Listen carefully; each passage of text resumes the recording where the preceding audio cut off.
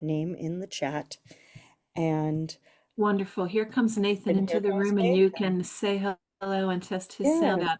yeah, While we're waiting for him to arrive and come on the scene here, I'm going to go ahead and copy and paste the list I have done, and great. you all feel free to double check my work and let me know if there's a problem just by noting it in the chat, and I'll pay attention to all that here Okay, in the next few moments. great. Well, we'll look for that. And as Kim has said, if anybody is eager to, if we've missed anyone, and there, we're letting Nathan get settled in, and we'll have a little sound check with Nathan in a moment. Uh, And so excited to have the poetry of both Nathan Spoon and Lord Gerard today with their collections and all of you on the open mic. And I see that we do now have the list and we're well into the waiting list. We'll do our best to get as many people in as we can, as we always do try to do. It'll be one poem, of course, 3 minutes or less. And the less is what usually allows us to get to more people, and more voices are I always. think I did make, oh no, I didn't make a mistake. I just didn't put in Nadine's suggested phonetic assistance as you invited her to. So I will correct that uh, for you, Very dear good. host. Thank you so much. Anybody, again, if you have not yet signed up, we feel very confident that with the one poem, 3 minutes or less, we'll hear about a dozen people, no problem. That tends to be true. And then we'll just have to see how it goes. And we thank you in advance for your patience and understanding if we run long and cannot get to everyone today. There'll be a wild card night coming up in 2 weeks, and you can come back and share then.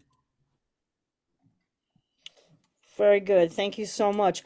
Well, while we're waiting, we just have about 7 minutes to go. Thank you everyone for arriving early to get situated for the open mic. We do appreciate all of your interest and uh yeah, Presence, presence, interest, mindfulness.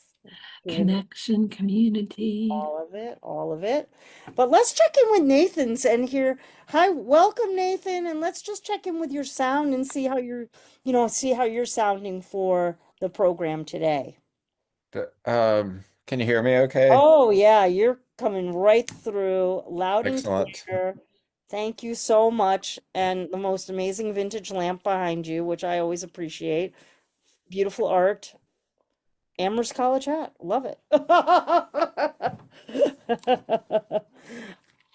Okay, well, great. So just in about 6 minutes, we'll get started. We're pretty good about starting pretty much on time because we do go live to Facebook, everyone, as well as to YouTube. And as you know, if there's a time that you're not able to join us live, which we always hope we have a robust audience live with us, that does really generate a lot of. I love the energy of a live reading. I have to admit that. And but if you're not able, as you know, because of Don Krieger's absolute devotion, we always have recordings of all our readings. They are available on our YouTube space and on our Facebook page, Meta page as well. So if you've missed any of the readings or you care to listen again, which I admit I go back to them quite frequently because I do enjoy hearing poems multiple times. Um, you can always watch us on the recording. So, And it's true that sometimes you're so caught up in what you're hearing and you think, I just want to go hear those again. I yeah, mean, it's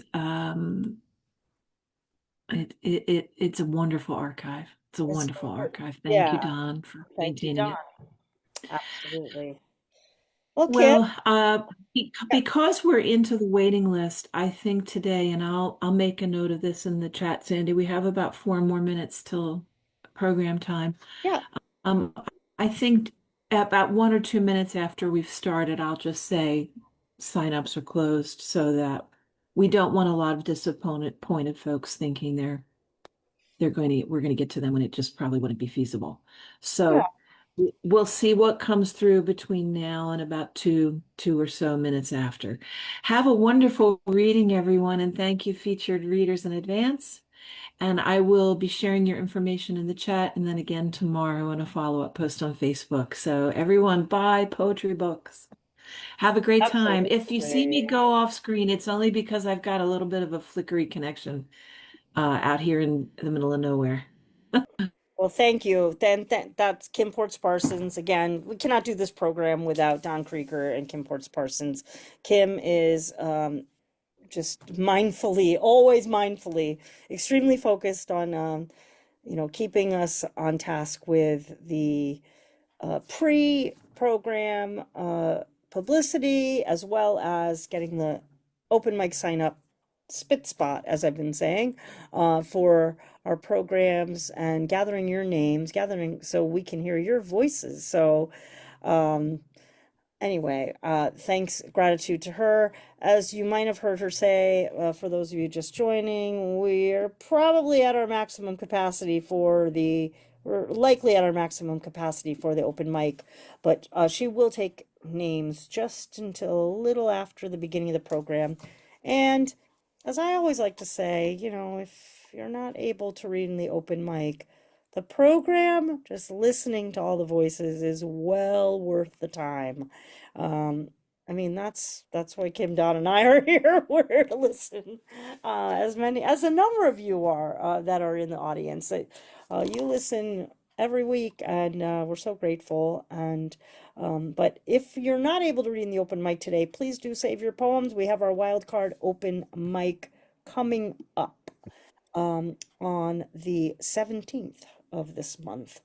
That'll close us out for our May reading, but we're just getting started with the month, and we'll just be getting started in just about 2 minutes. And if you're just joining us, it's our May Poets Focus. That's always the first Sunday, unless there's some strange or necessary reason to shuffle the schedule around. It's usually our Poets Focus the first Sunday, our new book showcase, which I will tell you about at the end of today's program. And our third Sunday is always our wild card open mic, extremely popular. And if you're interested in 2 weeks being on the open mic, always a recommendation. Get here at the quarter hour because it fills up very quickly, as did today. Well, thank you one and all for being here in our pre-show, and we're so grateful to have Laura Gerard and Nathan Spoon with us today as our features. We're going to get started in just a few moments. You'll hear me ask for a signal from Don, and that is when the recording will begin, and then I'll begin the program. So thanks for being here, and here we go, friends. Well, good afternoon, good evening, bienvenidos. And I learned the Irish while I was in Ireland for this trip.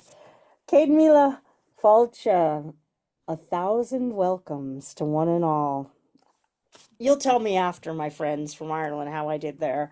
But welcome to all of you. Happy May, and welcome to Cultivating Voices live poetry for our weekly reading. And this week we are featuring our Poets Focus event. If it's our first Sunday, that's our event where we take one word and look at it prismatically together with our featured readers, along with many of you on the open mic, reading your poems that relate in some way to the theme. Part of the beauty of this reading is the myriad ways we discover that a word can be interpreted poetically. And I really love the prismatic surprise of this first reading of the month whenever we're doing our Poets Focus. Well, this week we are featuring the wonderfully mindful poems of Nathan Spoon and Laura Gerard. I'll be introducing each of them in just a bit, but I want to thank all of you for your support during International Poetry Month in April, where Kim, myself, and a number of you who are in the room today had the good fortune and pleasure to be on tour in Ireland for the release of the anthology Unsinkable, poems inspired by the Titanic. Oh, why not? We'll show the book. Okay, there it is. So thank you to the many of you that we met along the way on our journey. We were an 8-city tour, and those of you who were able to join us for our live online launch, the kindness and generosity of our friends was across Ireland that we met with in person, and included, let me just say the names of the people that were with us on tour because they're members here. The co-editors, Margot Taft-Stever, Susanna Case, and joining us live on the tour, Rakara Briggs, Liam Carson, Matthew Geeden, Seamus Harrington, Anya Kirschbaum, Katrina Lane, Patrick Lodge, Josephine Loray, Afric McGlinchey, Ann McDonald, Geraldine Mills, Jane Robinson, Catherine Ronan, and Barbara Quicken. If I've missed any of you, my apologies. You know, the resilience of poetry in difficult times brought us all together during COVID when Cultivating Voices started in those early months. And it really continued to demonstrate itself strongly for me, the powerful strength of poetry day after day as we were touring through April, and navigating things that were going on in Ireland as a result of things that were unfolding because of politics around the globe, and precipitated by things happening, originating actually in the United States. So we were very mindful of that on the tour, and the poetry and poets really did what it always does, lifted us magnificently. So I want to appreciate and thank everyone that we met along the way. Well, both of a little bit about Cultivating Voices live poetry. If you're joining us for the first time, either here live in our Zoom studio or watching on the recording, we are an international poetry group. As I mentioned, we were founded in March of 2020 as everything was shutting down during the pandemic. We're now in our 7th year. We just celebrated that milestone in March. And we are now a Facebook meta group and reading series of over 5,600 members worldwide. So thanks to one and all of you for either being with us in person, when we get to meet you in the various places that I travel, whether you're here with us in Zoom or whether we get to meet you, along the way. Everyone is always very welcome, and we're very grateful for your voices and your poetry. Well, both of our featured readers today demonstrate a different kind of resilience of mind over mind and mind over body, again, in very prismatic ways. And I'm truly looking forward. I'm so incredibly grateful to have both of them sharing their poems and their new collections, as well as the poetic interpretations of the word mind here today on our Poets Focus. Well, as you know, I'm always looking to meet inspired poets wherever I go, wherever I have the good fortune to travel. And Nathan Spoon certainly made a deep impression on me when I heard the poems online of Nathan's. We connected, as sometimes just happens, over an email or in a chat. And then I also had the very good fortune to get to hear Nathan read in person in Baltimore at the AWP in March. Nathan's joined us on the open mic here on Cultivating Voices, and it's just an incredible, really honor to be able to share in the success of them publishing their latest collection. So a little bit more of the more formal biography of Nathan Spoon. Nathan Spoon is an autistic poet with learning disabilities and author of The Importance of Being Feeble-Minded from 9 Mile Books 2025. His poems and essays have appeared in the Academy of American Poets Poem a Day series, the American Poetry Review, Bennington Review, Gulf Coast Poetry, Poetry Daily, the Southern Review, and Swamp Pink, as well as several anthologies. He is the curator of Behind Our Town and has read his poems at the University of Pennsylvania, Vanderbilt, Yale, and elsewhere around the United States. And folks, if you are not, those of you who don't live in the States, these are quite, these are quite these are quite good. These are quite mighty credentials here.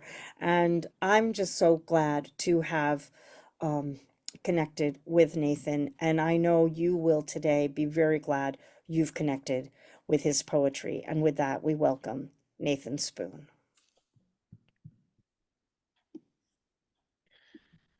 Hi, everybody. Let me turn my timer on.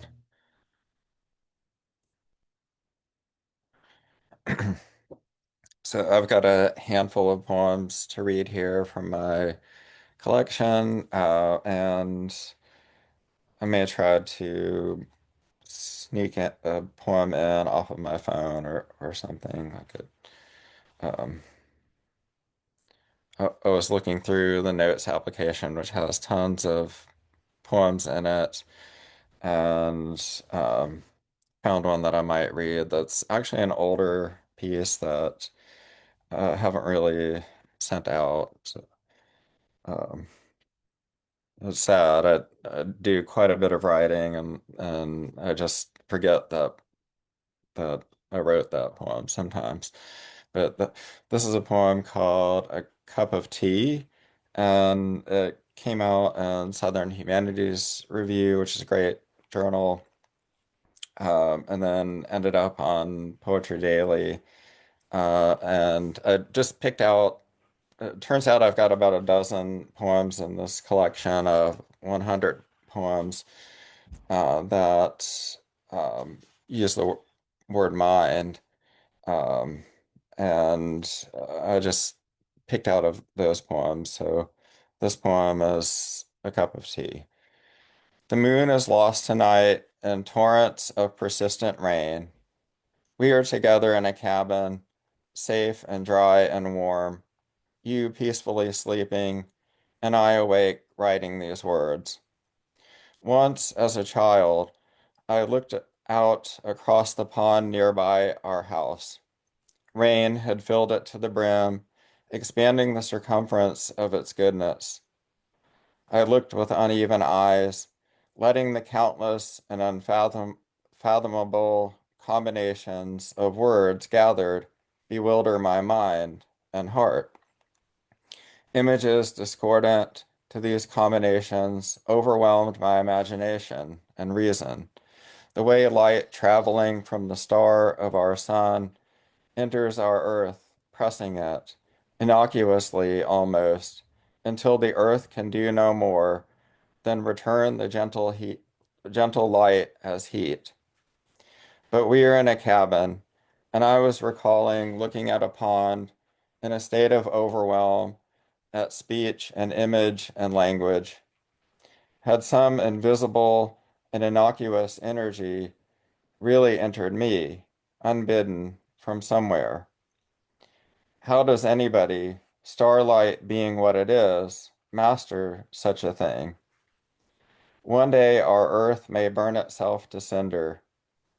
One day a vine may travel the visible length of an oak, releasing and returning something unbidden, infusing what is visible with the glimmering scales of a caught sunfish.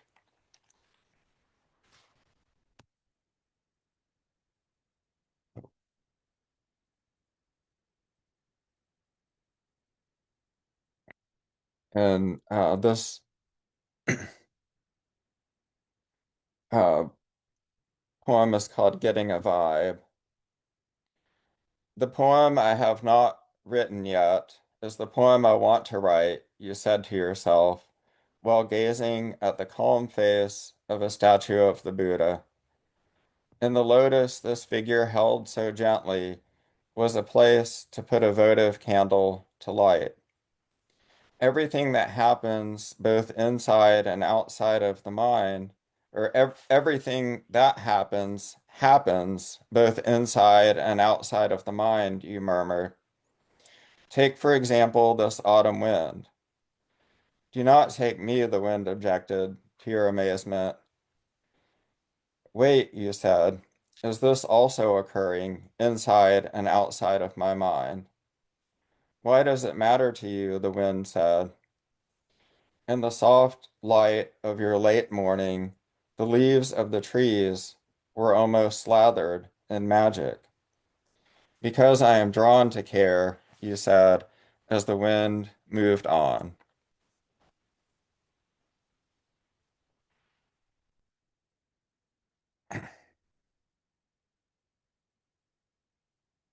And this poem is called Not Mine. It saddens us to think how much the eternity of this moment will not last, how every solitary heron will take to the air as soon as we accidentally glance in its direction. This happens so often, and nearly every time we are on this bridge, I say. Yes, it is a gesture of imagination, or something nearly so, you reply. At this point, a corpse sits upright in our collective mind's coffin. How is this possible, I wonder to myself, before grumbling aloud about how odd it is that a thing buried should become unburied. Next things, this corpse will be standing reformed here on this bridge with us, which is as unnecessary as it is spectacular. And as I finish the thought, I feel the animate presence at our elbows.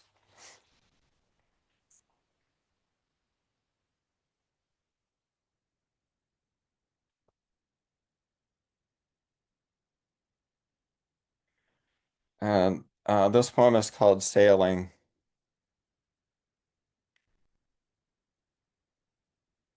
Today you will reorder yesterday for the sake of tomorrow. Something will bubble and froth behind your left ear, leaving behind a sensation like when you first bite into a perfect and juicy apple. No, you're not. You need to move. I have an eye and a tongue and a Man, soul for juice, and so feel bold about this assertion. Even when we are apart, my mind fills up with juice while thinking about you. You are better than my favorite sweater, the one covered in images of the moon, the one that threads through real space. I like space too, and must decree that between it and you are the realer. I was floating across space while pondering the heft of this and feeling the greater you of you, and all the ways my deepest self likes wearing the bigness of such data on its sleeves.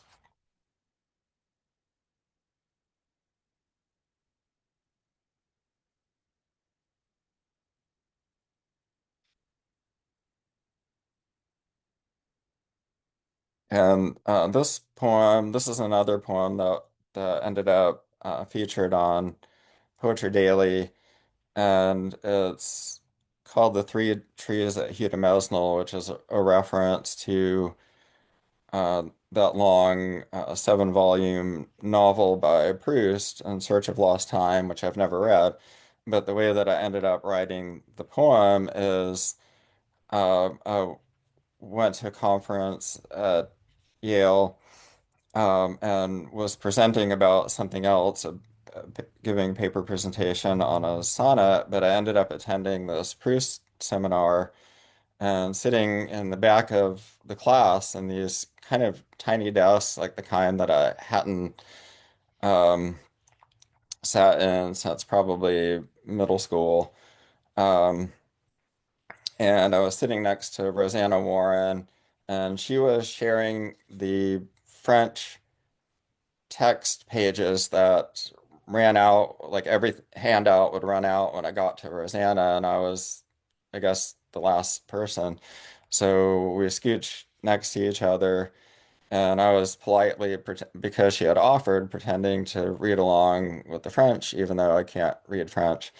And at a certain point, I got my phone out, which I use as a fidget to regulate, and I wrote this poem.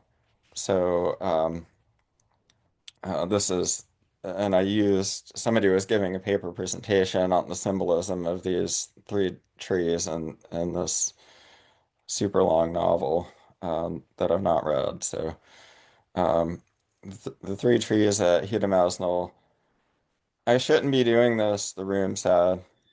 I didn't know rooms could do anything, much less talk about it, I said. Well, that's on you, the room said, but at least you know better now. A person wearing a pink shirt, gray jacket, and beige pants was stroking their chin. Another was wearing a mask. A big part of living is matching what you do or say to what else is being done or said by others. The difficulty is in knowing where to draw the line. For example, the philosophical and conceptual mind desires to be included with its casual counterparts, such as the need for rest and idleness. We are living through imperfect times and clearly deserve all the shit we'll give ourselves.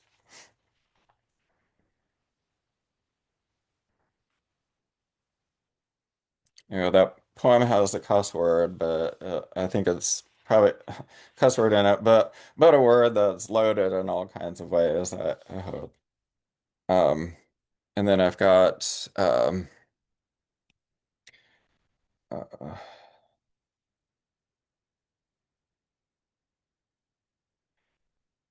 you go uh, backwards a bit here.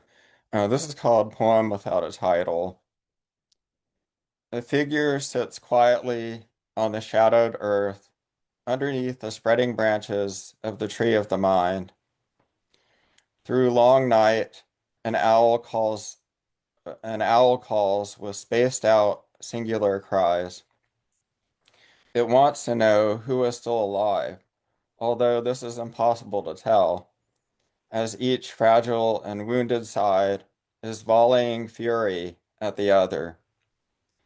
If we are not careful, who we are will vanish into who we are becoming, and a shadow lacking all sense of accountability will rise and swallow both figure and tree. There are reasons beyond the reasons we know, reasons swift as a door left ajar at night, where mosses and lichens and vines grow. The river is softly burbling. It's true, nobody knows whether an owl that in, has called into the night will call again. Somebody assumes features as if they can do nothing else. Blink twice and you will arrive like a wind. And as I'm sure you've all noticed, I also have dyslexia, so I get easily jumbled up on reading my own poems. Uh, got a neurodivergence bouquet that I'm working with here. Um,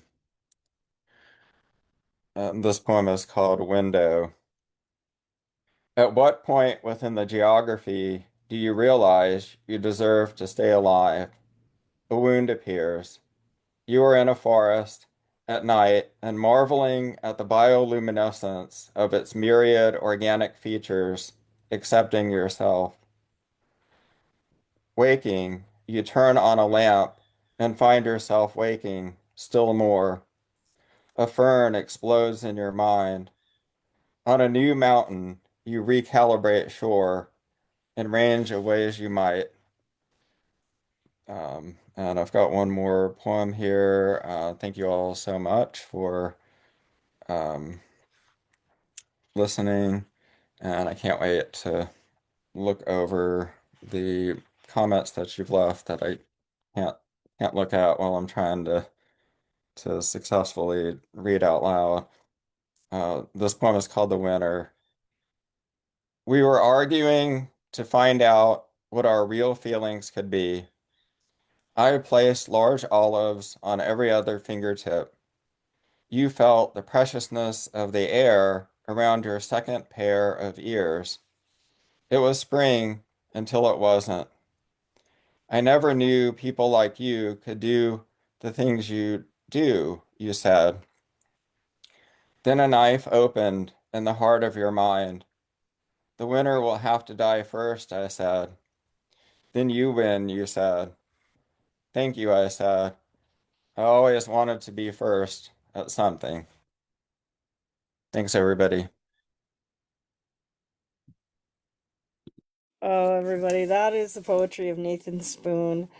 The book is, the poems were largely from The Importance of Being Feeble-Minded from 9 Mile Books. And what I really love about your poems, Nathan, I love how you fill in the gaps of things that I feel like where my mind wants to travel but doesn't allow itself to go. And I feel that's what your poems do, is like they bring to the forefront and say these really profound explorations of where I would like to travel. And it's such a unique voice that you have. And uh, I'm just really grateful to have interacted with you and your poems. And I also, I also appreciate, and I put this in the chat, we all have our different reading styles and our different ways that we present. And um, I I never want any apologies for any way that anybody is able to present the poems.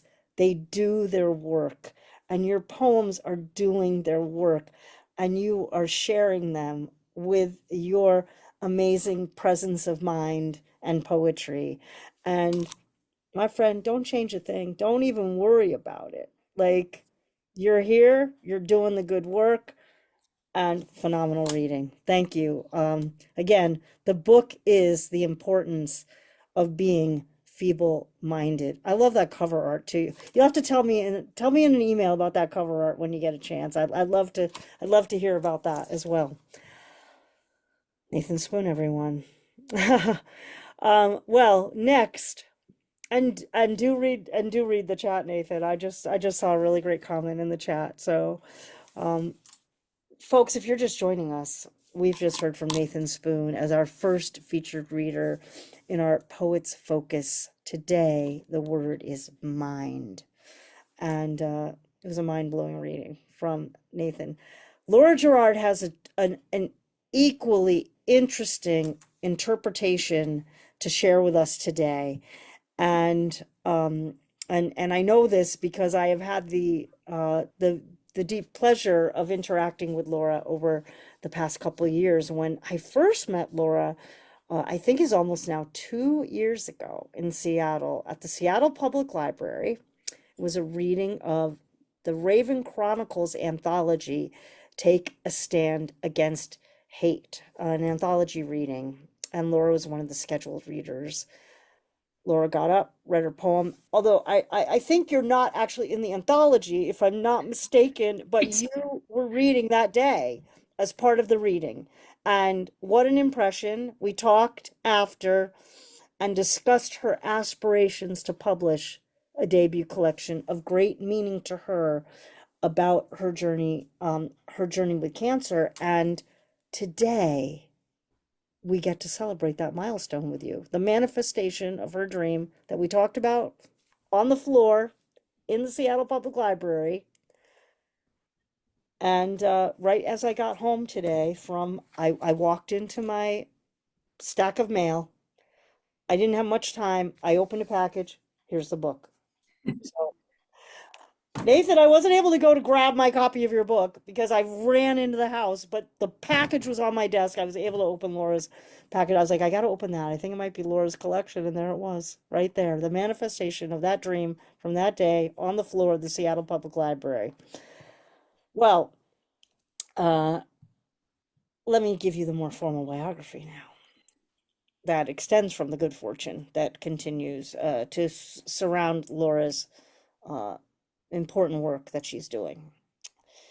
Laura Gerard, Pushcart nominated poet, is a craniosacral therapist on the Olympic Peninsula.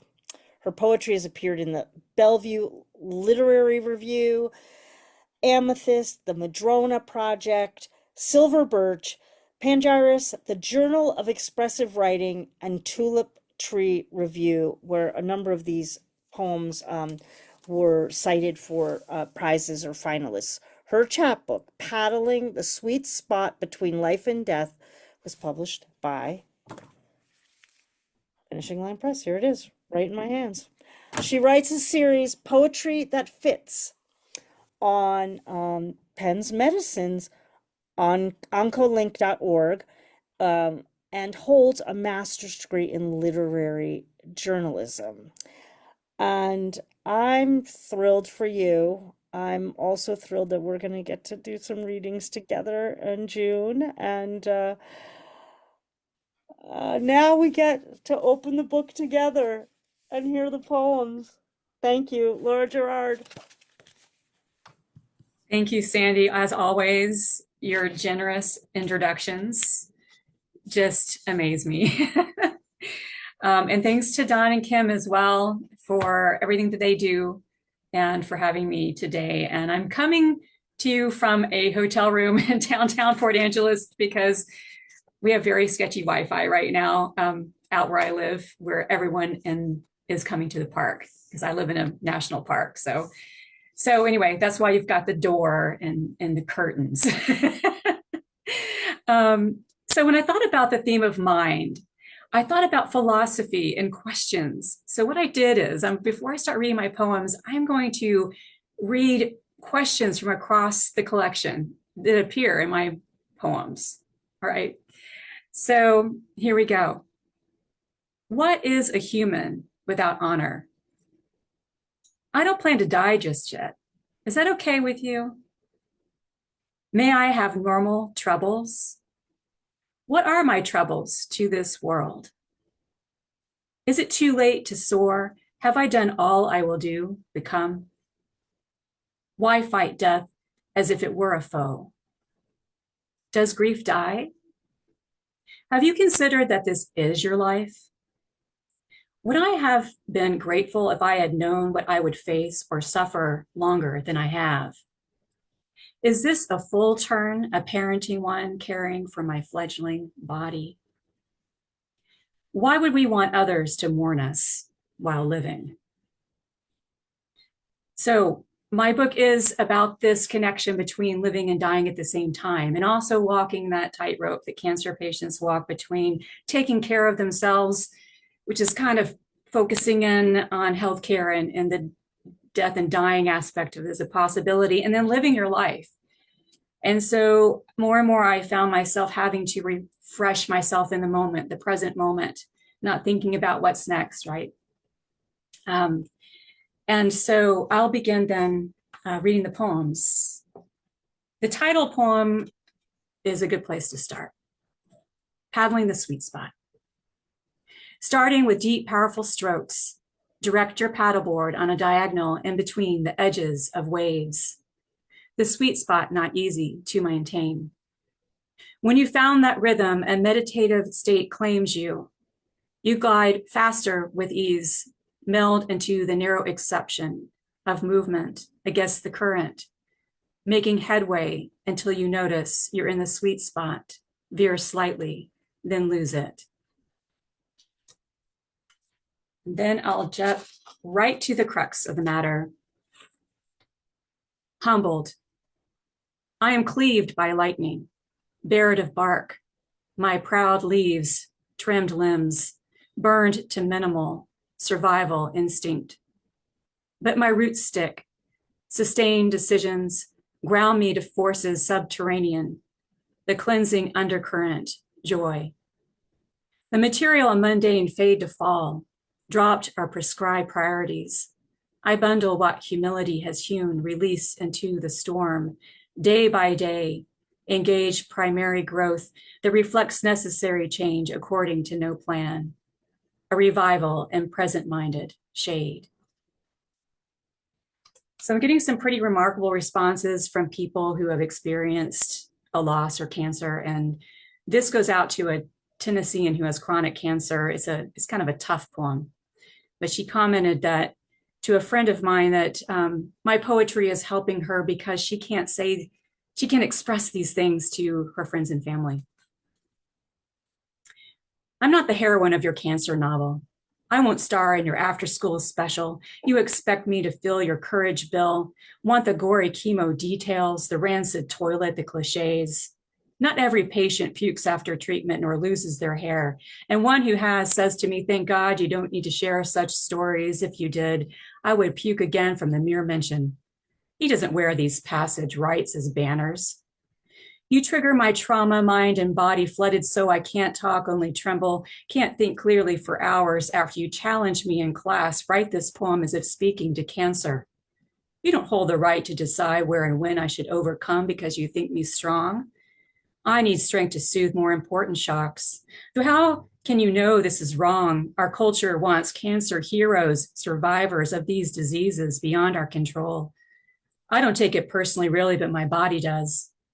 Cancer realities are not dramas to raise up as martyrs. These words are not meant to inspire leaders. They seek to resonate, embalm little wisdoms that seep from beyond the grave. Share her hard-earned humility and advocacy. Admit honest, low moments, proffer hope. Many patients and docs will tell you cancer paths walk largely in the head and heart. Stress over diagnoses and yes, treatments, fear about death. If you want more bile in your book, volunteer on an infusion wing of traditional hard-hitting chemotherapy. Thankfully, I've not piped it into my petite, hard-to-poke veins because I know this body won't take it. I stop immunotherapy infusions as soon as veins object by turning red afterward, and I show a safe level of improvement. Complete remission isn't always achieved. Instead, I follow this body's needs and signals as gently as able, live faithful to instinct, support my most successful survival, keep what's working of my own immune system as long as possible. I'm not in a battle with cancer. I'm enduring to heal my mind body. So don't misappropriate my story. If it's macabre and victory you want, read a war novel. I may never win your cancer-free ribbon, yet my pages still turn. So that won or was an honorable mention in a Wild Woman issue of Tulip Tree Review. So I'll go a little more gentle at this point. What can I say about eating raisins during the storm? I'm not confident the storm's end has come. It hasn't flattened my home nor tattered my hope. All will ride to the rainbow, to the other side, we don't know when. The present wind, no matter the direction, is now my friend. None of us controls weather, and fear is a lying dictator. Let my master be the one who's always been there with me, even in the dismantling. Living on the edge, I look directly into the sun. I surrender all. Just off the path, I notice a caterpillar affixed to the axis of a fern frond. It seems to have died while eating, gorged in bountiful summer green. Toward end, did it miss losing time to grow powerful wings? Is it too late to soar? Have I done all I will do become? Peace flies into regret when I finally accept the finality of death. Not that I don't believe in continuance. It's just that this physical sheath and its incompletion will loosen me one day. When that happens, I won't grasp what is unfinished. Therefore, why fight against death as if it were a foe? Return to the table of body and blood. Remember that he lives in me, no matter how long. Breathe deeply and sacrifice the flight into absolution. The human spirit struggles with letting go into the larger. We strive for individual meaning when in the end, we dissolve into what we cannot yet fathom. There we won't care about this cocoon existence, youthful wishes. We are the dream. It doesn't spin us.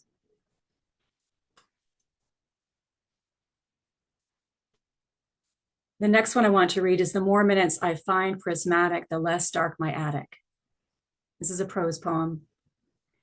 When I turned 30, I lamented to an older friend that I had not yet married or started a family. I whined, "I am ready for my life to begin." He asked me something I've not forgotten. "Have you considered that this is your life?" Always going forward, I did not adopt this viewpoint. I was the ultimate checklist crosser offer, the what's next discontented. It took a cancer crisis to develop internal infrared vision and see life in the dark. Life doesn't begin after certain things happen. Life won't start again when I'm well. It's happening right now, no matter my waiting for an all clear or a death knell. I would be wise to notice the brilliance in motion, an ekphrastic rainbow framing the mountain-bordered lake, a wisp of blonde hair falling onto my husband's face, a pair of bald eagles circling thermals above my head, and sunshine illuminating the black pearls in my chest. I don't know what the box of survival chance holds. Future focus deprives me of this moment. Should my life be shortened, I don't want to miss my everyday birth presence. I want to live the happiest I can now, even when not knowing that everything is going to be okay. And I need only laugh deeply to define what's essential, spontaneous, eruptive joys that rinse my mind of uncertainty and radiate worry within me. So I just have 2 more poems to read.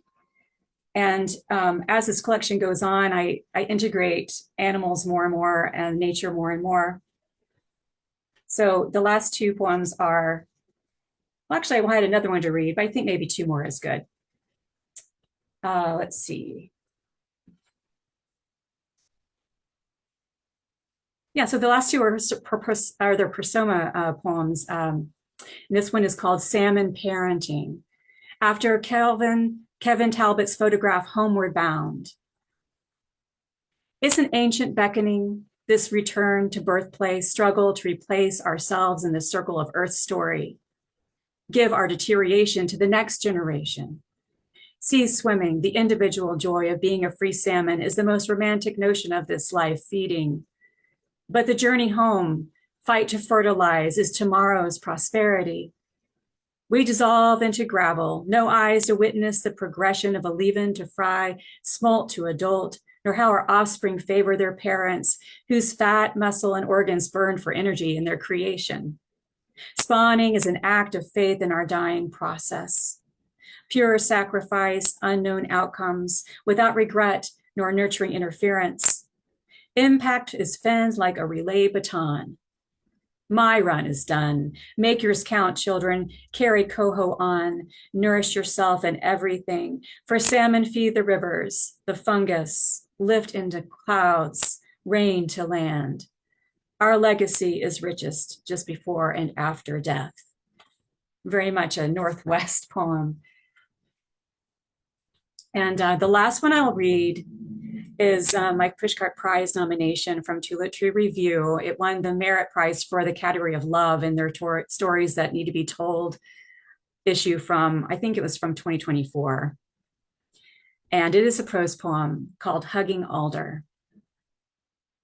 Many humans visit my point on the edge of Lake Crescent at the mouth of Barnes Creek, which flows more like a river, I think. They pose for cameras, throw rocks across the water's calming surface as the sun begins to set behind what's called Aurora Ridge. Sometimes they sit, lean against me, or the little ones hang from my lower limbs. But there is one, a woman, comparable to my age in human years, who presses one foot against an offshoot at my base and carefully lifts herself to perch on my level branch.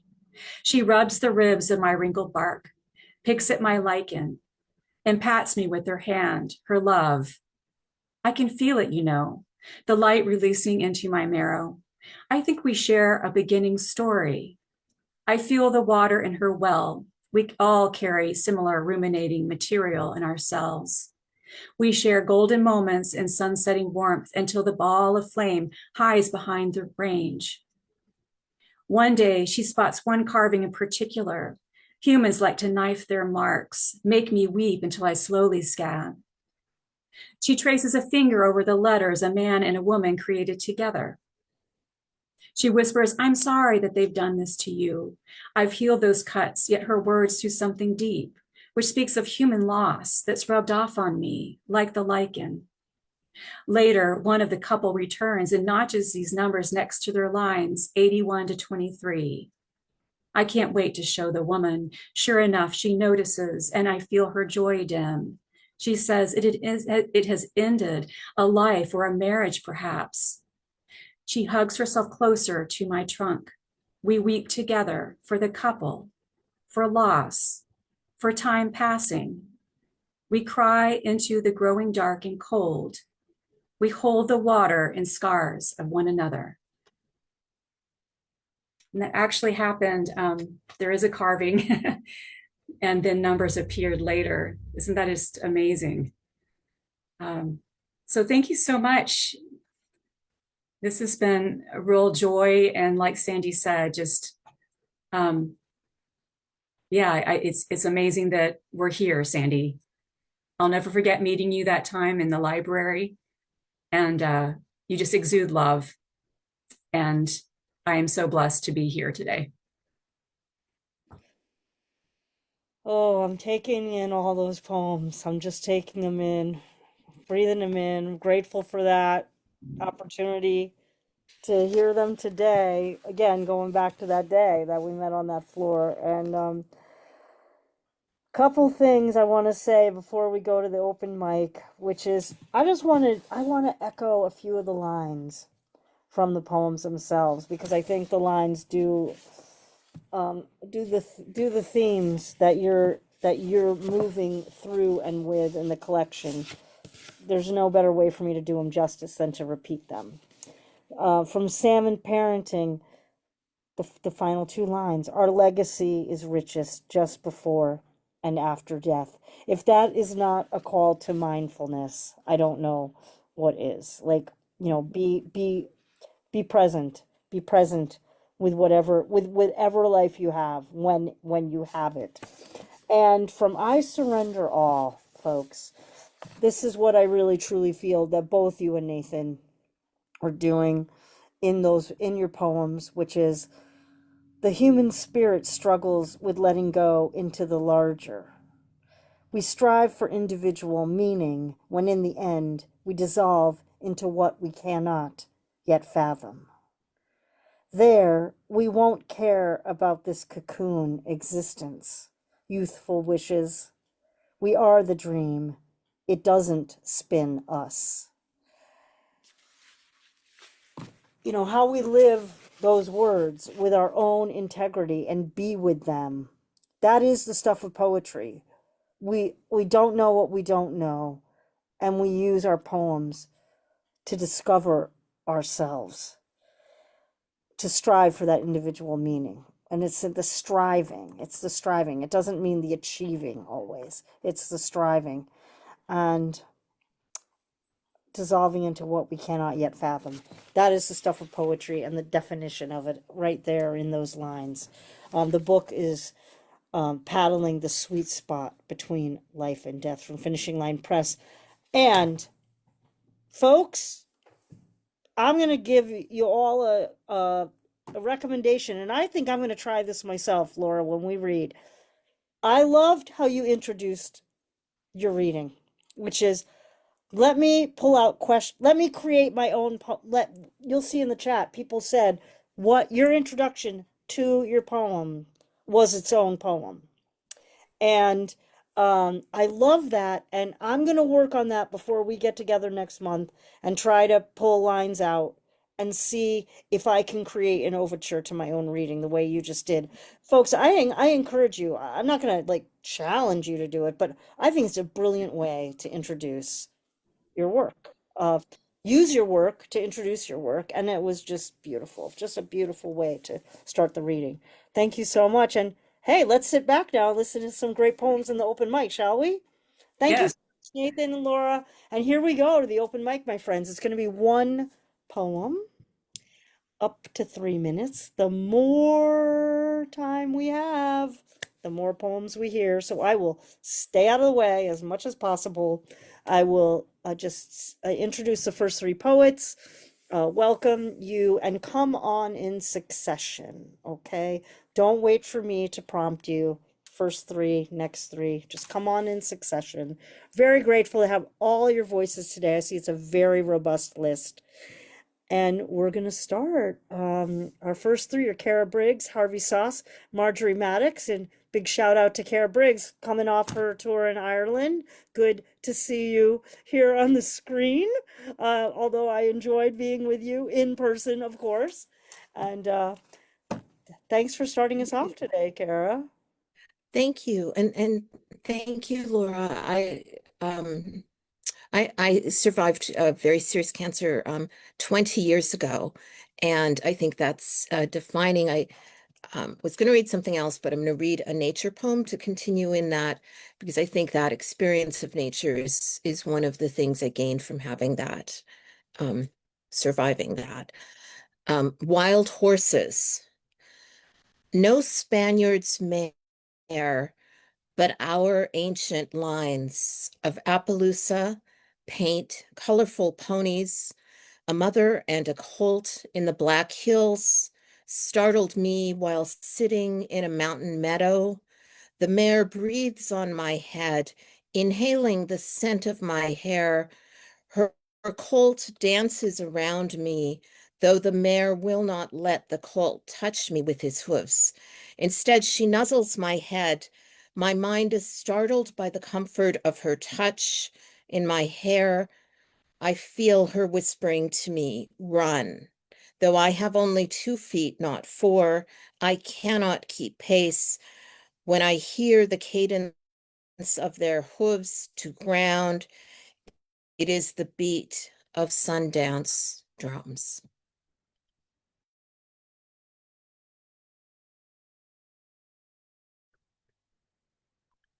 Okay, I guess it's my turn. If I didn't have cancer on my mind before, I do now. This is called Colloquy with Your Brain Tumor. Why is it, you ask, that it never goes Dutch? What shares the cost of your medication? Your copay weighing upon you almost as much as the prospect of death does. Several more months of this if the lump on your head doesn't go halvesies. You'll be selling umbrellas on street corners for your next fix of chemotherapy.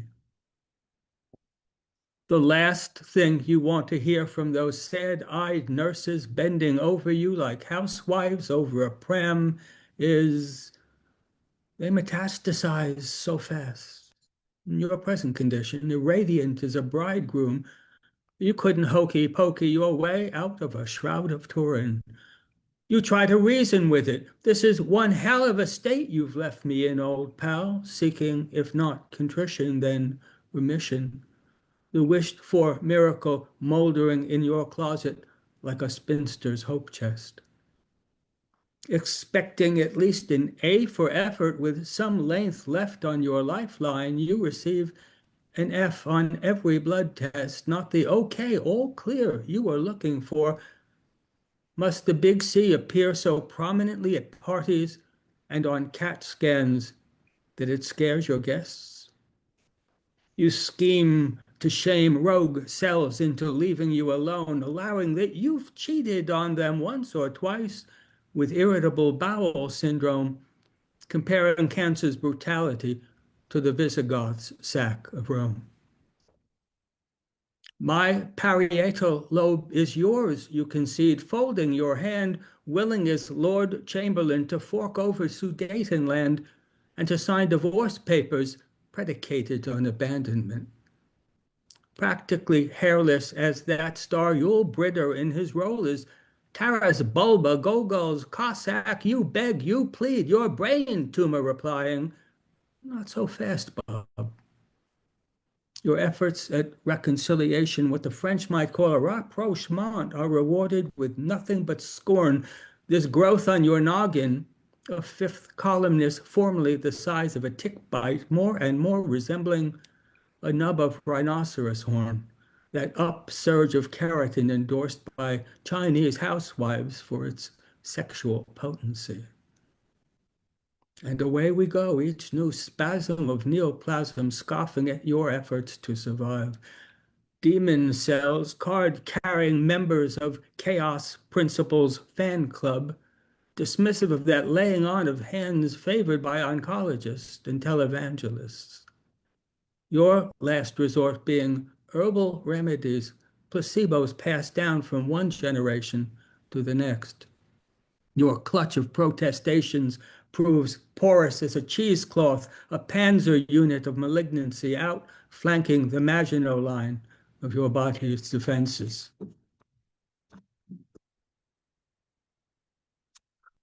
A blitzkrieg of the big C. Despite perfumed promises of an afterlife, deep down you know that in the here and now, this is your Alamo, your Custer's last stand, ground zero. Diving into limbo's sea of souls, you'll hold your nose and shout, Geronimo, your T-cell first responders, your body's cops and firemen, having failed to save you. Distracted by the thought that cancer may follow you beyond the grave, bushwhacked by those sociopathic, assassination-minded cells only too eager to die if they can take you with them, what tabloid headlines will refer to as a murder-suicide. Thank you.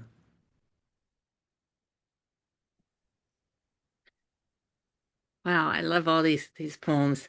I'm Marjorie Maddox. This is a poem from my collection, Seeing Things, which in part has to do with my mother's early stages of dementia. And my mother was a very polite woman. And this is one of our first experiences when she was given the wrong medicine when she was in the emergency room and was thrown into kind of deep dementia. Manners. Always a lady, she compliments the hospital bed and its ups and downs, the gray mashed potatoes, the gray mashed beans, the flavorless broth, and me, who knows so very much about myself, an excellent researcher, to have discovered her writer daughter, who also, coincidentally, is named my name, which she's always loved. Don't you love it too? Such a small world, she murmurs, before asking me to please pass the no salt. She shivers. I help her tug the thin cover up evenly to her chin. When my sister returns to the room with a newly warmed blanket, and the nurse she has gone to fetch then sits with me again at the bed rail, my polite mother asks, "Have you met my other daughter, the beautiful one?" "Yes," I nod. "She's lovely." When her mind and body again thrash violently, and for her own protection, the aides explain, they strap her into a straitjacket, my mother pleads with us to find her daughters who are always happy to help. "Thank you so much," she smiles, before glaring at us suddenly with someone else's impolite eyes. Always a lady, my mother does not know that she's not who she is at the moment, swearing at the nurses she thinks are strangling her, at the intern who surely has stolen her car, the one who will take her away for her own protection, after the MRI and CT scan, after the final diagnosis, common infection that hijacked her brain, temporarily, which she will not remember when she returns to her polite small talk, to the well-mannered children she recognizes and calls by names, the names she's always loved. Don't we love them too? Thank you. Oh, thank you so much, Kara, Harvey, Marjorie. Yep. Our poet's focus today is on the word mind, and we've already had a trio showing us a very prismatic introduction to how to reach through that word and pull through a poem. A reminder no pun intended, my friends, that please do put in the chat any announcements about upcoming readings. Those of you in the open mic, feel free to put links to your books and collections. And a reminder also that if you're reading, if your poem might necessitate benefit from a content notice, so that our listeners can make a good decision for self-care about listening to the poems today, please do provide that content notice. Let us go now to our next three readers with no further ado. We'll have Eelke Lampe, Greg Friedman, and Nadine Bolkhovitinov. I have it. I'm actually quite good at pronouncing. It's okay. No, I'm actually really good at it. Nadine is okay. No, it's okay. Bolkhovitinova. Let's just go with Nadine. No, we're good. We're good. We're good. Everyone, please welcome Eelke, Greg, and Nadine. Thank you, Sandy, and everybody, and Laura and Nathan. Thanks for the amazing poems. Brain mysteries. Have you ever noticed that the soles of our feet fit into each other like syncopated halves of the moon? How astounding that we can touch an object in the dark or fingering it in a bag without looking and still knowing exactly what it is. How miraculous that I can put my hand in front of my face and override the magic of two eyes designed to making all objects visible and whole, looking instead straight through it. Wow. Whoa. Thank you.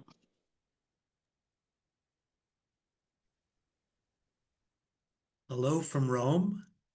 This poem is called Discovery, and it has an epigraph from Carson McCullers. To know who you are, you have to have a place to come from. Sergio's stream flows, satisfied with its millennial labors, to carve these curves in the hills whose emerald breasts beckon me. I am traveler, train carried, warm blood coursing with memory spineward. Mountain folk were my people here. They will-o-wisp down the Val de Fagana. They trudge after ghost flocks on mule tracks now faded under trees. Their midnight stories lay buried in my dreams. I know them as sure as I know this place. I have carried them unknowing these 77 years from my first word, aqua, taught by Nonna in a place an ocean away from this valley where I am a backtracking pilgrim. I go to the place at the turn of the road where the fusillade of the invaders cut down her brother, to the stone house nearby where she later lived in her mind's arena, her last days distant from the place she came from, still numbering her sheep, now wraiths of 1,000 lost days. I go to the bar on the piazza, the place where the men sit this afternoon with their cigarettes and coffee. I search faces, parse the turn of mellow vowels, say my family's name or yours, and hope to know. I go to Fornelly's cemetery, a place to weave among the graves below the church, to find the cracked oval with their faded portraits, where they watch for my return, about to ask what I have learned since I have come to where I come from. My answer waits until the end of the evening, in that place where I will sip the strangely sweet grappa under a bower with my cousins, and we know without words who we are, a true name to carry home. Thank you.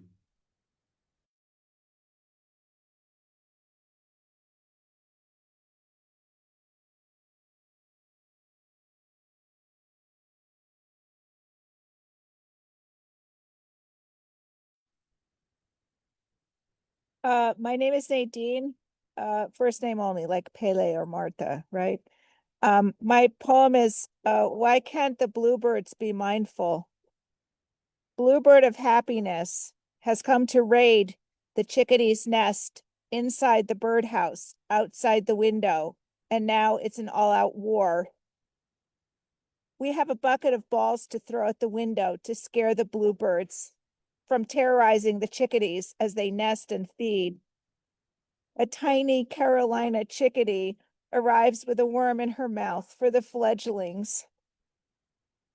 But she is scared to feed her young because now they look huge, a huge bluebird, blazing azure, tangerine breast, insolent, head cocked, chin up, bluebird of happiness, is perched on the tip top of the umbrella stuck in the patio table.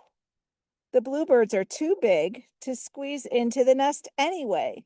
Why do they try to assert dominance over something that will never bring them a home? I saw a bluebird only rarely, once by the falls, and I thought to myself, bluebird of happiness. I felt wistful about that memory. I treasured that memory. Then we moved here, built birdhouses all around, on the trees, on the side of the garage. We painted the bluebird nest a bright red. We tended those nests, encouraged the nesting. Until the year of the red-shouldered hawks. Then all the small birds took off. Those hawks sometimes prey on smaller birds. They also leave white poop all over the black driveway, necessitating wasteful scrubbing and buckets of water. Artificial intelligence doesn't even use this amount. It was fascinating to watch those hawk parents feed their young strips of chipmunk or squirrel. With binoculars or camera propped against a knee, I would watch. Kinda gross, but circle of life and all that. This year, it's the drama between the bluebirds and the chickadees. When can we all just get along? Why can't the bluebirds be mindful?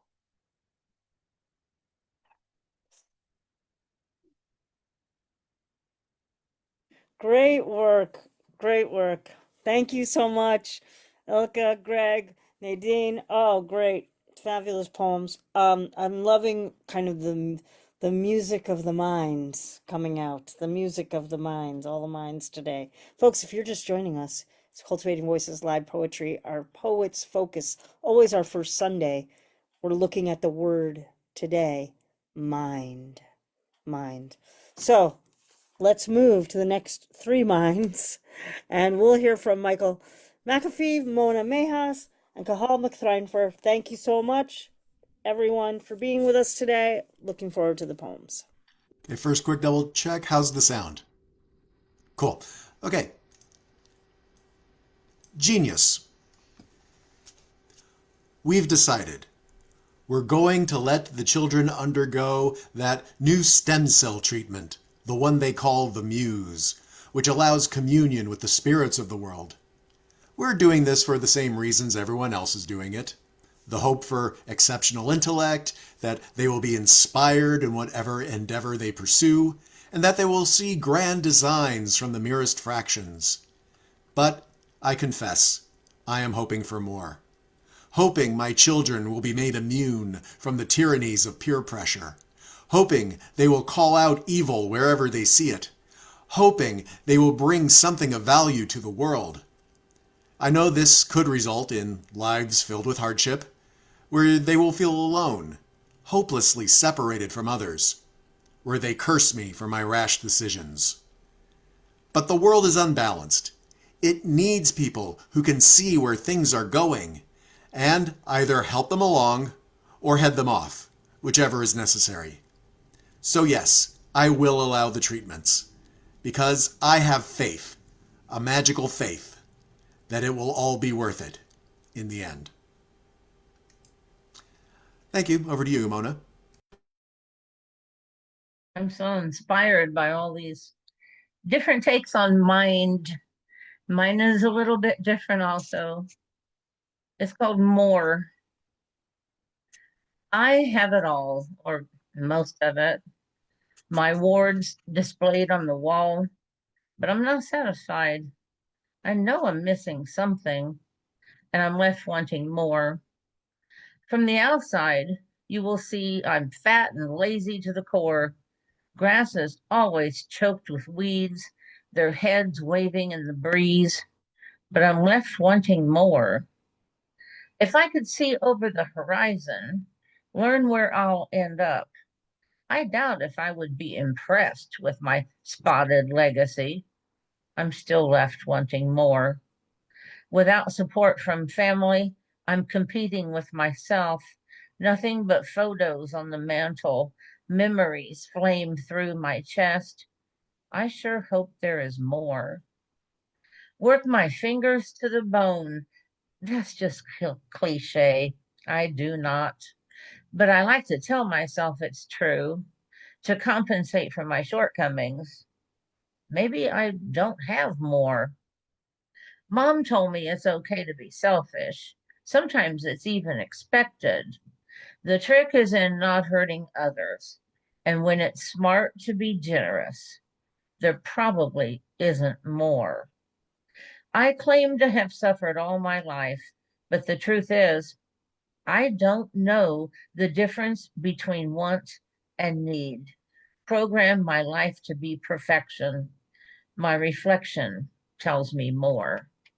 Thank you.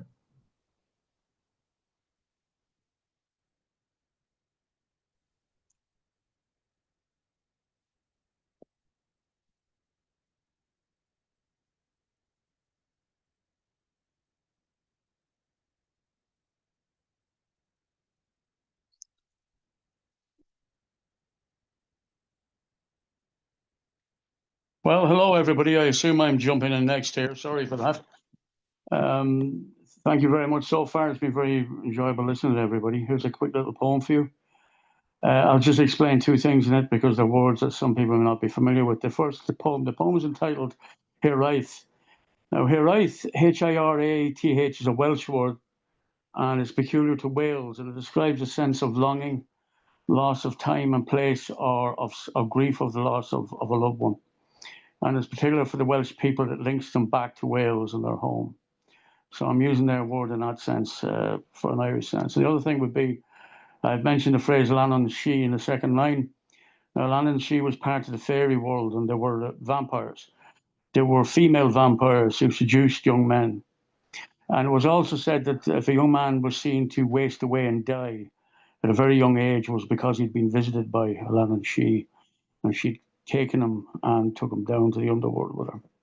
So it's Yannone she. Hiraeth. My heart full sore did dream the night away, as if a Yannone she had taken me, and to her fairy world had led astray, there to drift upon life's memory sea. Sorry, my friends, my computer just decided at the point as I started to read that it would go blank. The screen would go blank. So perhaps I shouldn't have disturbed the fairy host. They may well be sort of deciding that I've overstepped the mark by mentioning them. So there may be a Yannone she involved here somewhere. So I'll just start again, and with all due respect to the fairy host, I hope they won't hold it against me. So just bear with us for a minute, folks.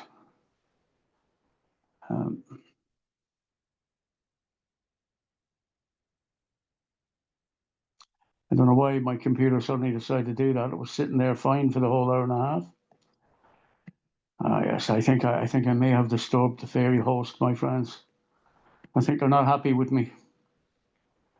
I'll have to do something about that.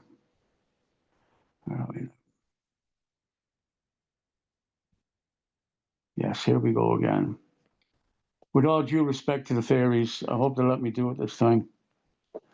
And I hope they understand I'm in no way disrespecting them when I read this poem.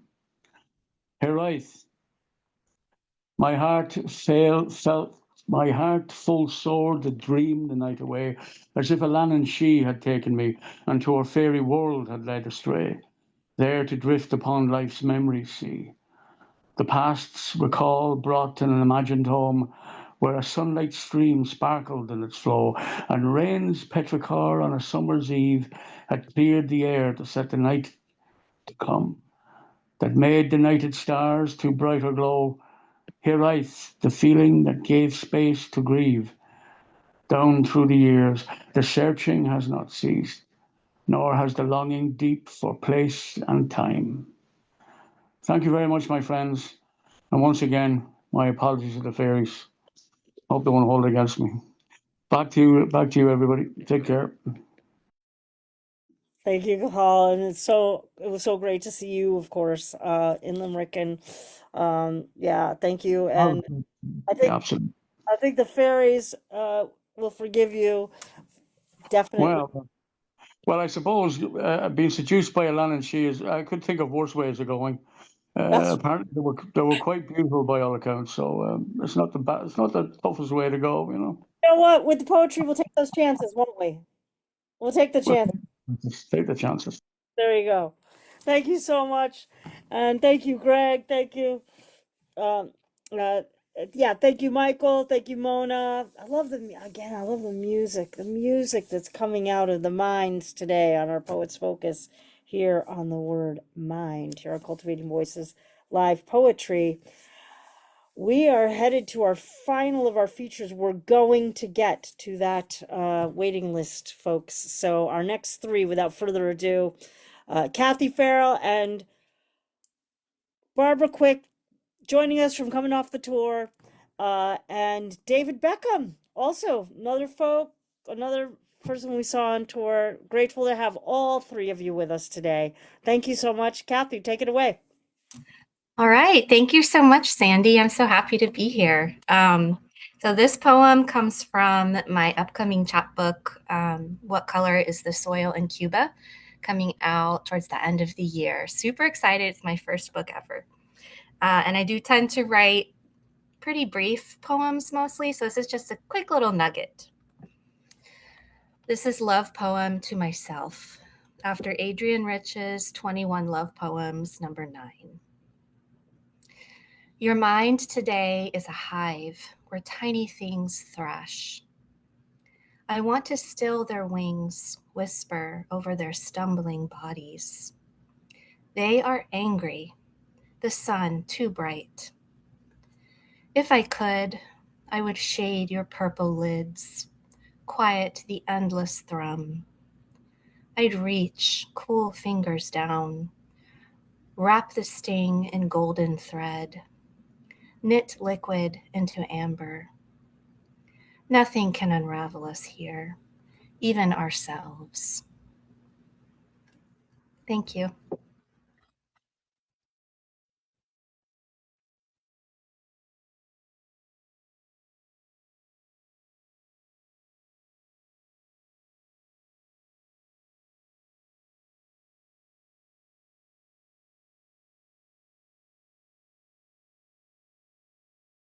We'll check, see that my sister is with us.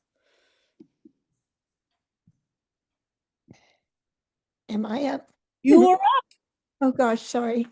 I'm not in good voice today, so I was volunteering not to do it, but I guess I'll try. I'll give it a try, and thank you so much. And the poetry is so beautiful today. So great to see you again, Sandy.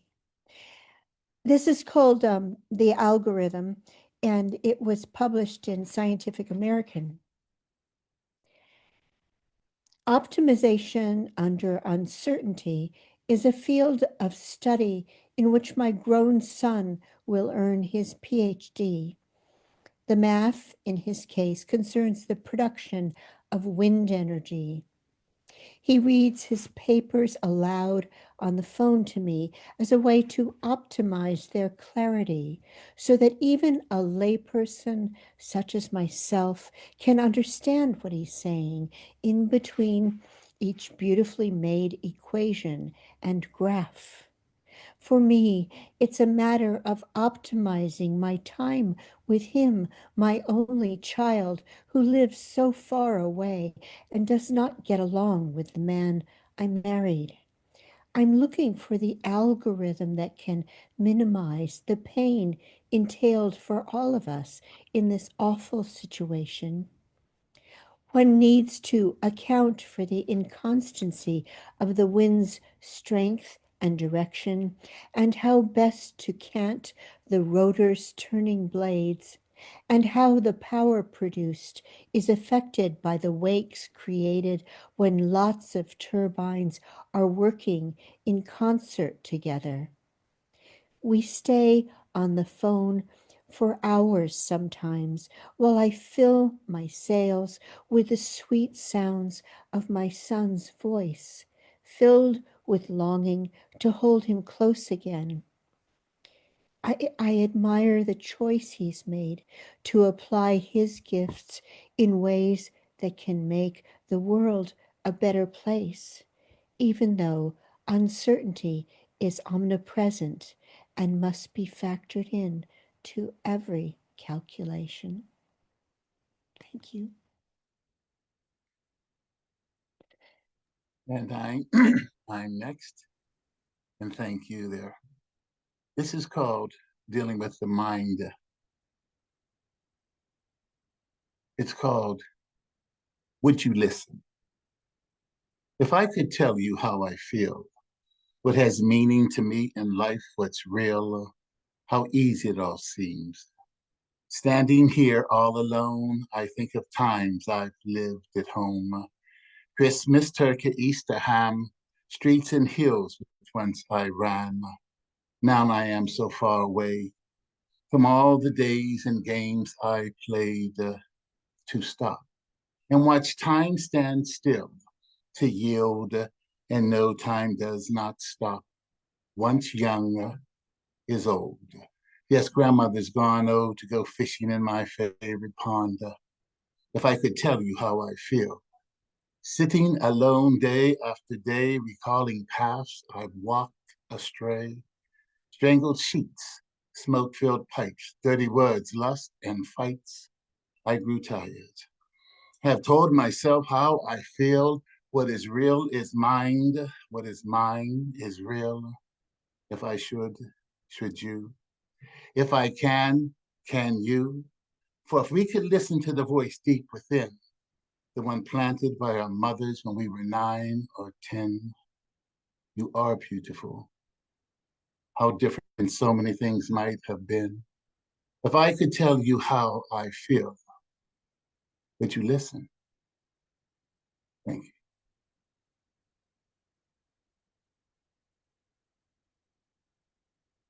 I'm Oh, I done. have to come back. I have to come back. Get so swept up. I get so swept up in these poems and yeah, I get caught up in the rhythms. Because I'm listening, right? And you're asking me to listen and I'm listening and then I forget I have to come back. Okay. Thank you. Thank you so much, David. Oh, beautiful poems of all three of you. Thank you. Beautiful, beautiful work. Um, and we're gonna get to everybody if I do my work well. So we are going next. Is it true? Is it absolutely true? Could it be Catherine Ronan? Oh my gosh. Catherine Ronan, then Beth Morris, then Phynne Belle. Oh my gosh. Hello, dear sister, dear tour sister. Tour sister is right. Oh my God, I miss you already. It's I know. awful. It's terrible. Terrible. You just have to come back. Yep. And I'm reading a poem from my book, Elemental Skin, and it's about a broken mind, really. Mother rat fails. The day paints blue with religion. I crawl into bed like a rat. Sheets woven with picric acid are exploding as you return to college and I exhale strawberry breath. Hungover in fetal position, unable to wave goodbye in a dressing gown full of guilty stones. day clocks bristle with the first hoar frost. Shrapnel looks for me everywhere. Trenches swallow storms ticking across oceans. Seconds smear me whole before noon in new, thick, clever insult. Tactics, old boy, tactics. I bring bread and fruit, but it is a day too late. Gone too long, they say. Maggots, not your hair. Scuttling in their own darkness, they withdraw from my breast. I take a hatchet to the moon and split every single skirting board.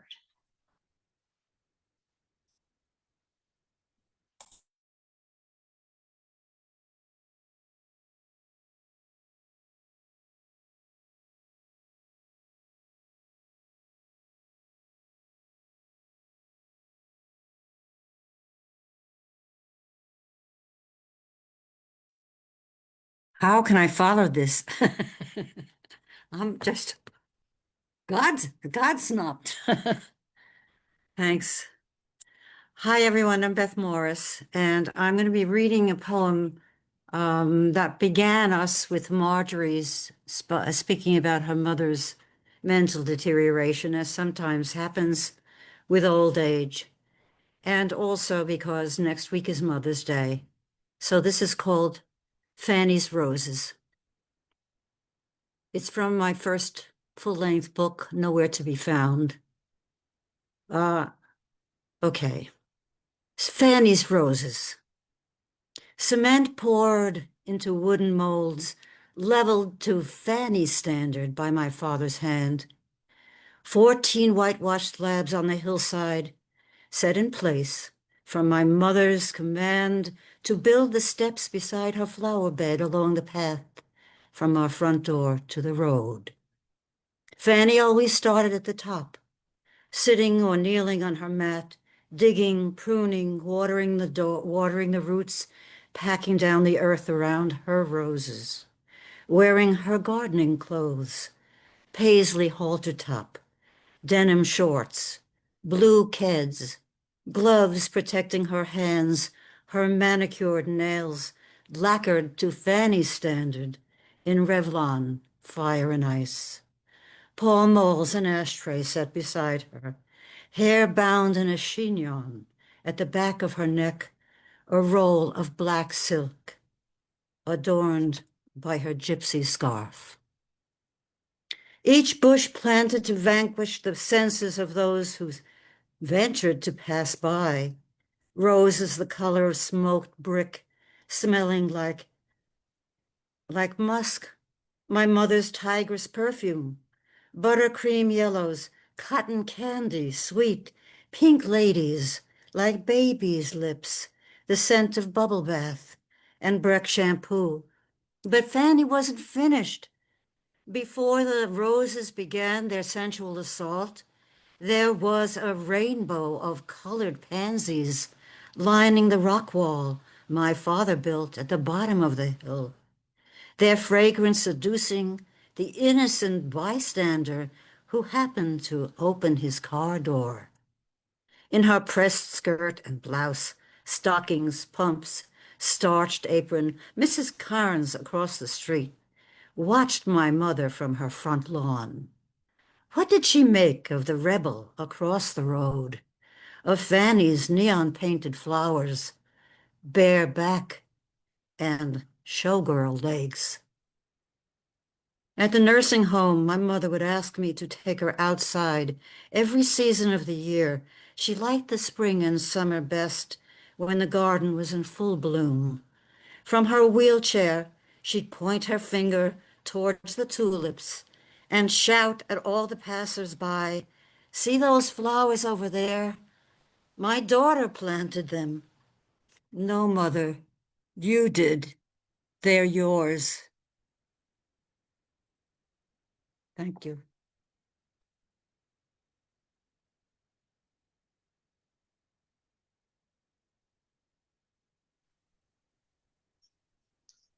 Good afternoon, everybody. I'm Phynne Belle, and want to thank Nathan and Laura. That was absolutely brilliant feature. Beautiful. Glad to be back to listen to it. This poem is titled Infestation. When will the flies of my own words complete their fleeting lifespan and lay within me their eggs, hatch me fresh, moist thoughts that will die along the sun setting to become the dimness and the rot for all of our bitty maggots to feed on? Yesterday, I wrote about the imaginings as they were arriving, the swifts flapping their wings inside my skull, the thoughts racing inside and out, ravenous and untended. I frenzied to the beat, the sun to her first house in the sky, while I wrote too about my mind, this failing rickety door, desperate and hopeless as it swung on its single rusty hinge. It is weary and not long for this world. It has given up its purpose. Babbling, buzzing stranger, lose your battering ram. Who said you can come in without calling out your name? Knock first. Knock, knock, knock. There's hardly been anyone here in any case, and you're not welcome to come inside, but yet you insist you must have a word with me, and I screech in full decibel for you to please, please, please go away. Still you are deaf to my discomfort. I am the wide open space. I am currently unoccupied, and they decide that they are going to fill me up. They are determined, these wavering, dancing lines, these maggots that press the writhing body up against the egg white soft of my exposed eyeballs right about now. I die to have a wasp nest papering the crown of my head and invade the secret places where my baby hairs softly curl at the nape of my neck. Around all this clandestine knowledge, come now, hurry, make a decent home of me. I cannot shoo away swiftly enough the wayward cockroach ruminations.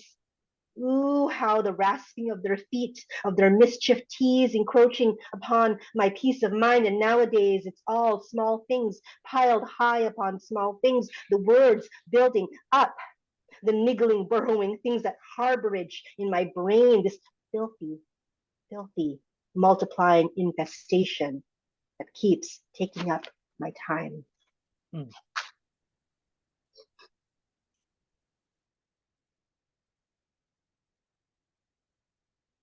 Hello, Anne. I see you. You're already on camera. Yay. Yes, and I have my sound on. My All sound is right. on. Oh, I'm great. Ann. Yeah, I'm Ann Spiers. And when you lose your mind, there's rituals that people do. And this poem is, I saw a white cross by the road, and it's about the death of a son, and that's what prompted this woman to speak. To an infant. The bright light settles you out here on the porch. Ah, wrong poem. Sorry. Here it is. That was a wonderful poem, but okay. White Cross Roadside, Arizona Highway 93. When she sees the two unpainted boards and her husband's brush full of whitewash, she goes to her workroom and returns with enamel for a new death, bright shine for the cross.